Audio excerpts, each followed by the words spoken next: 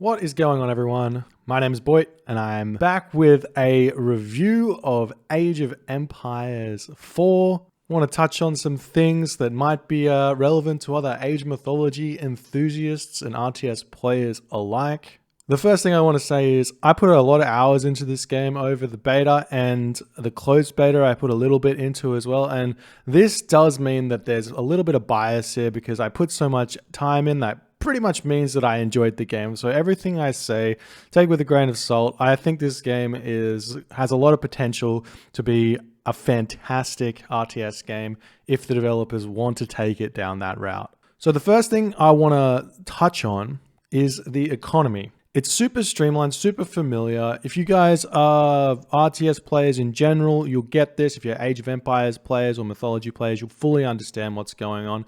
Villagers go to food for more economy. Villagers go to wood for more buildings. Villagers go to gold for more technology and armored units, I guess. And villagers go to stone for like really tough buildings like your fortress, your town center, etc., etc. So there is a big difference in what resources mean. So in mythology, gold means units. In Age of Empires 4, gold just means stronger units. You can get some trash units for the cost of wood. Food and wood or food and gold is generally the price you have to pay for every single unit that is not a siege weapon. So if you're wondering if your opponent's gathering gold, it basically either means they're getting out super units, like they're strong men at arms or knights or something like that, or getting out technologies. If they're heavy on wood and food early, that means they're going to be going heavy on the trash units, your longbowmen, your spearmen, your horsemen. Another part of the economy, which is very familiar to the Age of Titans players, is the second town center in the second age. As we know from a lot of the Titans gameplay, the second town center is super strong. And this is also a bit of a side note, very similar to Age of Empires Online. And it does feel like this game has taken a lot from Age of Empires Online. And we can kind of see that through some of the top players, namely Zerton, Mister, being very, very strong already in this game. It seems very similar to Age of Empires Online. And that's not necessarily a bad thing. I do stand by the fact that if Age of Empires Online was released as it was 6 months after release, then I feel like it would have done really, really well, which then ties into this Age of Empires 4 release. And I feel like they've started it in a good position, and it's just gonna get better. So that's gonna be very cool to watch. There is a really big difference between mythology and Age of Empires 4 in that you can build siege weapons in the second age, and these siege weapons are incredibly strong at taking out buildings, and like mythology, arrows basically do 1 damage a shot to them, so arrows are completely useless. However, villagers have torches, and these are very similar thing. You have your villagers, they can come and counter the siege weapons, but the siege weapons can move pretty quickly, so you have to be careful not to just throw your villagers in, look away, and have them retreat their siege, and then you lose them all to enemy archers, for example. As we've only had a short amount of time playing this game, a lot of the development of the meta is kind of up in arms. There's people who think that fast second town centers is not viable. There's people who think because you can rush, and there's people who just go fast second town center every game. I started doing a combination of a rush and a fast second town center to kick my opponent off of resources. You can put archers into buildings or walls if you have the stone. I think it's a little bit cheaper to do stone walls and a gate than it is to get an outpost out. But you can get these buildings up, chuck your units inside of them, and they're not going to be able to get damaged until the building dies. So there's a lot of opportunity for some interesting early game play, and it'll be exciting to see how that all comes up in the future of this game. A big complaint by a lot of players is that micro is kind of lackluster in this game, but there are certain types of micro that are going to be very familiar to mythology players, very familiar to StarCraft 2 players as well.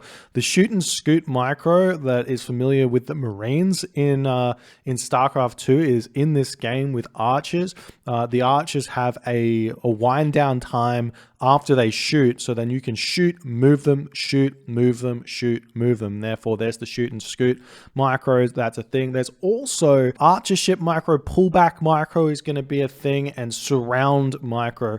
There's not going to be stuff like dodging arrows in this game by moving perpendicular to the way the archers are shooting from Age of Empires 2, which personally I think that's kind of a nice thing. I don't really want to break my wrist having to micro the entire game. And I've said this a lot of the times, in an RTS game, I much prefer the game to be focused on the strategy element rather than the real-time element. I want both to be in there, but the strategy element needs to be first and foremost.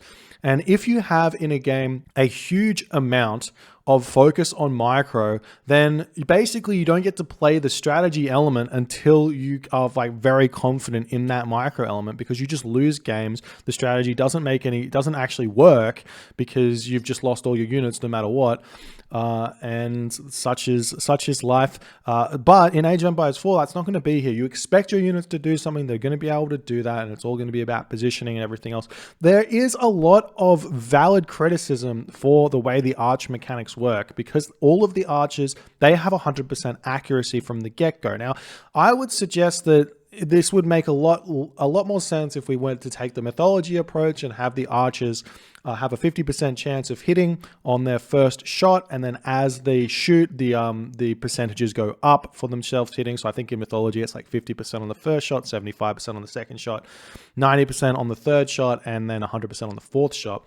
And that would just allow players to just poke in a little bit, or even if they're going for an engage, the opponent shoots, then they scoot, then that 50% stays the same in the terms of them misfiring. And that could be a way to keep the archer's strength in there, or the mechanics of expected damage in there, but also allow cavalry to shine a little bit more. So we'll see if there's going to be any change to this, but the developers did say in the forums that it's probably not going to be a thing. A couple of bugs that we noticed in the beta, which hopefully get fixed. We saw the prelate for the Holy Roman Empire would bug out a bunch. You basically couldn't left click on a villager to get that to be sorted out, and that was a big issue there for the Holy Roman Empire.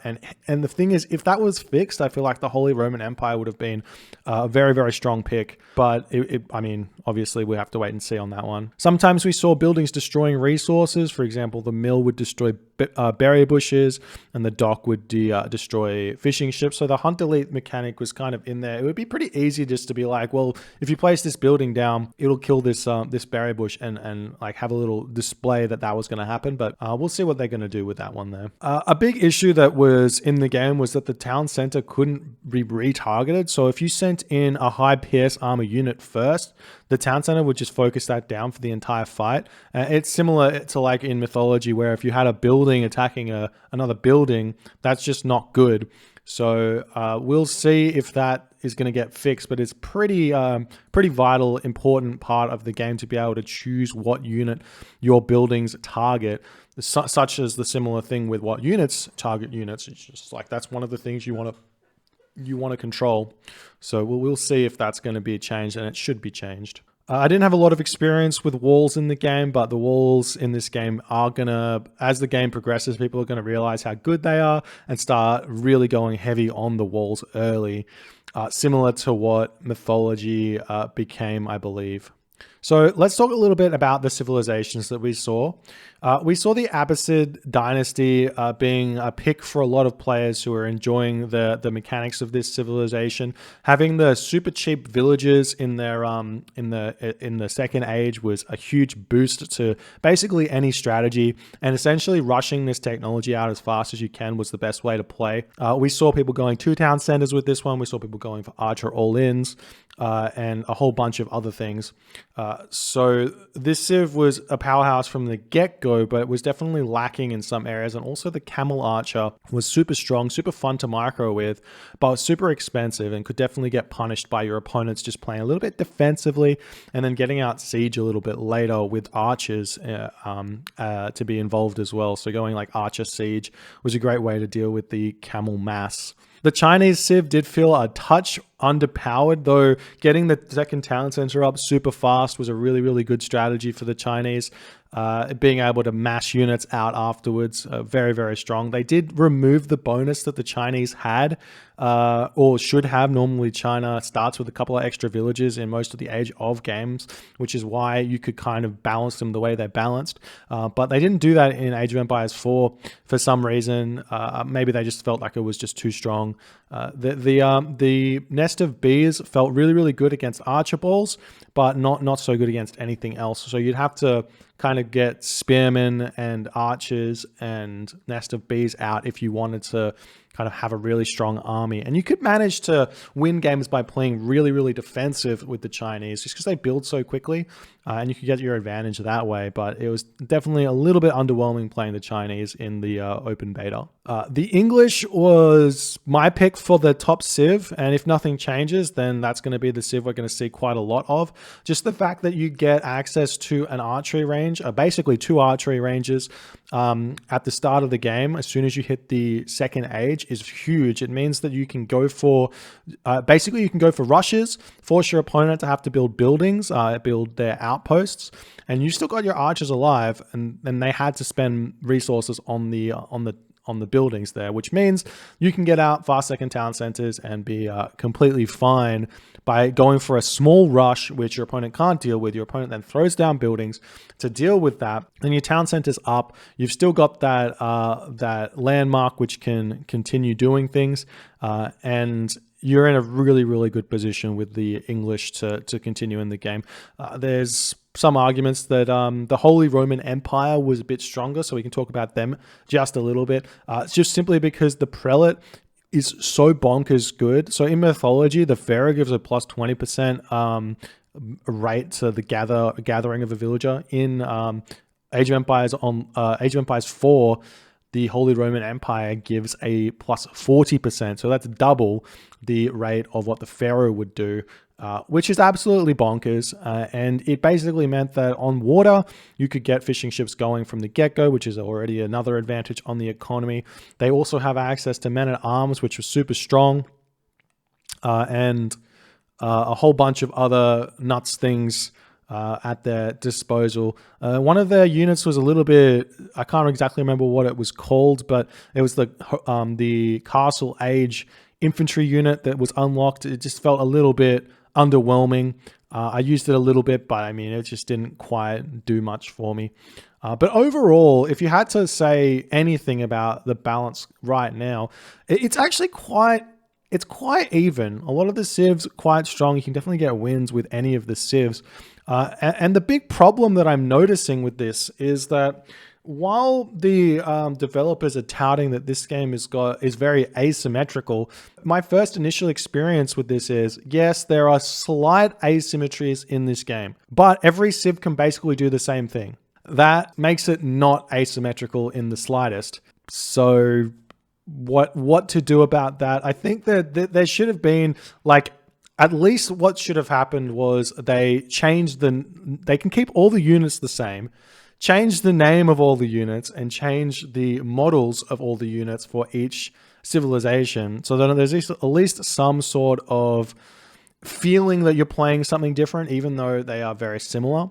Alternatively, they could actually make the units different and have some good fun. Like in mythology, you have each civ has their melee unit. You know, we have the Ulfsark, we have the Hoplite, we have the Spearmen. These are all basically the same units, but with slightly different stats and slightly different strengths.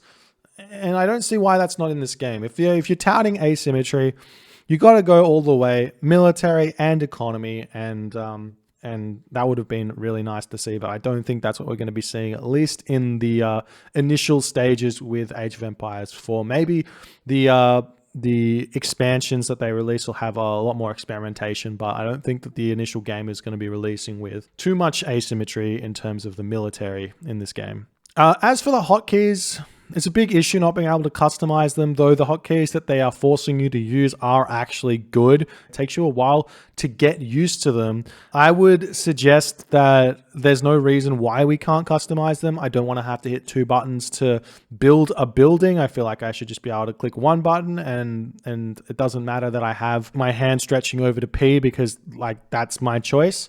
And I don't see why the need to really change that. And when you think about it, it's like, I mean, the amount of times I'm going to push P in a game, probably not that many.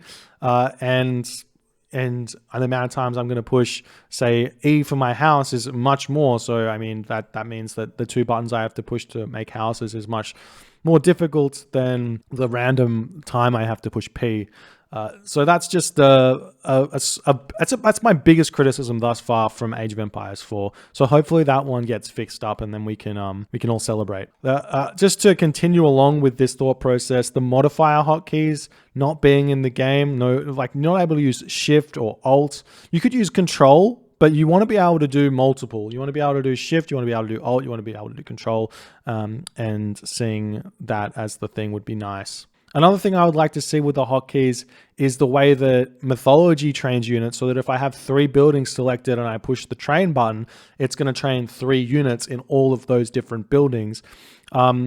Now, you don't have to have just this. I would like it to be an option so that I could push Shift or Control Q, and then that would train 1 unit, and Q would train all 3, or vice versa. That way, when it comes to the end or the late game, when I'm trying to make units out of all my buildings, I don't have to spend the entirety of the late game just mashing Q to make spearmen. I can just hit 1 and select all of my military barracks, and then hit Q, and then I make 20 spearmen because I have 20 military barracks. Instead, in the current way, I would have to, I mean, I can just hold Shift and make 5 at a time, but then I'd still have to hit Shift, Q, Q, Q, Q, and that's still 4 presses or 5 presses if you can consider the Shift, and it's a lot. And then there's also the thing with your town center training villages. I mean, I just want to be able to go 3Q every 20 seconds, but instead I have to go 3Q, Q, Q every 20 seconds to make those villages, which is,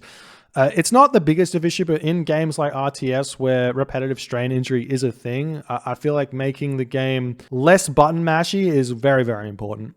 The user interface was very, very confusing to me. Not being able to tell if my opponent had armory upgrades easily was a really, really bad thing. I don't think I didn't work it out at all throughout my play testing of the game. I think there was a way to tell, but what I really want is to just be able to click on the unit, on the enemy units, and have a detailed description of what the units have got, similar to in Mythology, where I can open up the menu and just go, okay, he's got this upgrade, he's got this upgrade, he's got this upgrade. These upgrades apply here, and then that's fine. That would be good, but at the moment, I think you have to do a specific mouse movement over a specific part, and that's where the detailed thing comes up. And even then, it's not telling me what upgrades they have. It's just kind of telling me what their arm is at, and it is just a little bit confusing. So hopefully we see maybe just a little bit of improvement to the UI. It's pretty confusing. And what another thing that the StarCraft 2 players are asking for, which I think is very valid as well, is having a portion of the screen which shows you every individual unit you have, so that you can deselect them and make it the micro just a little bit easier. So the idea is that you have a little bar of units down the bottom which shows every individual unit, and that way you could send your units one way, deselect the units, send them another way, deselect, send them another way, and it creates a really, really cool micro effect, which is very click intensive, but is very strong and should probably be in a modern RTS game at this point. Upgrades felt a little bit too expensive in the beta.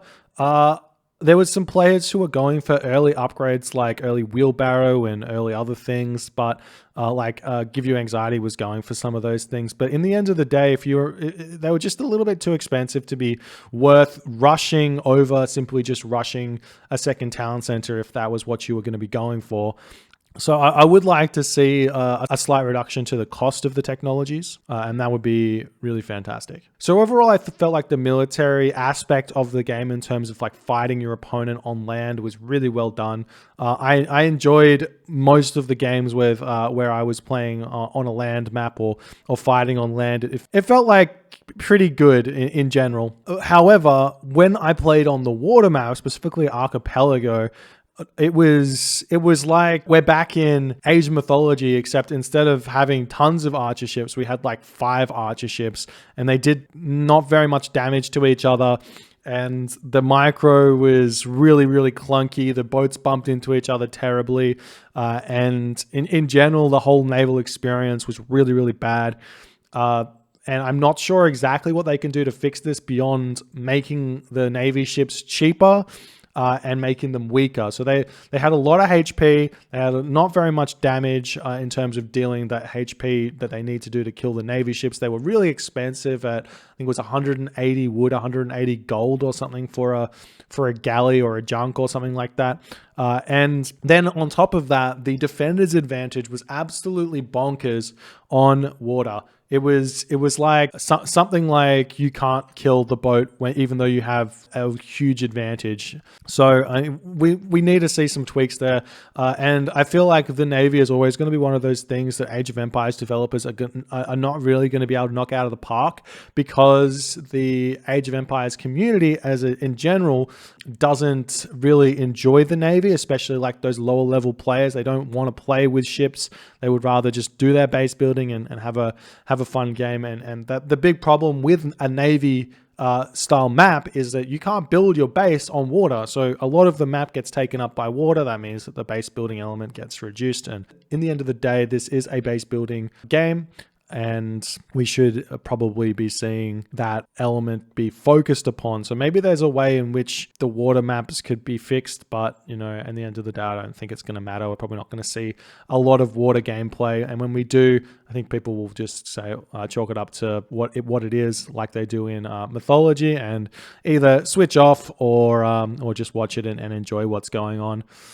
As for strategy in this game, one of the most vital parts of the game feels like your scout cavalry. If you lose your initial scout cavalry, that is so bad. Not simply just because the cavalry unit there is not going to be able to grab you goats anymore, but more importantly, it's that you can't scout your opponent, and not knowing what your opponent's doing is extremely detrimental to the strategy of the game. So I've had games where I had my scout cavalry, I saw what my opponent was doing, I expected him to continue doing that, and then they would change it up and surprise me with a whole bunch of other units. And if you get behind on the tech switch, then you essentially just lose the game. So being able to see what your opponent's building in advance is very, very helpful in this game. So you're going to have to probably build a couple of scouts in the game just to make sure you can continue gathering information from your opponent if you want to be competitive. Definitely can't sit back and just build one type of unit unless it's a strong unit like a knight, or basically archers and sitting back and playing defensive at this point. So overall, I think this game is going to be really fun for the casual players out there, the RTS players who enjoy playing like an Age of Mythology campaign. I think they're really going to enjoy the campaign or the single player that the developers are going to put out. I think it's going to be really, really fun for you guys, and you've got a lot to look forward to. And I definitely recommend you get the game if you're about that life. If you're a competitive player and you're looking to play the game at a competitive level, you got to take it with a grain of salt. It's not the most competitive RTS game I've ever seen. Mythology definitely is probably more competitive, and Age of Empires 2 is vastly more competitive, high skill ceiling. Age of Empires 4 is going to have a lot of development in the meta over the year, and we're definitely going to see some different stuff coming from them, and we'll see how it's all going to come. But if you are a competitive player and you enjoy Mythology, Age of Empires 3, Age of Empires Online, I reckon you'll get a good 6 to 12 months out of this game at the very least, and potentially more if the developers are so inclined to listen to the feedback from pro players, because they generally have an idea of what makes a good RTS and how you can make it much better. Anyways, guys, thanks so much for watching. If you guys enjoyed this video and are looking forward to the Age of Empires 4 release, definitely consider leaving a like, leaving a comment, and I'll see you in the next video.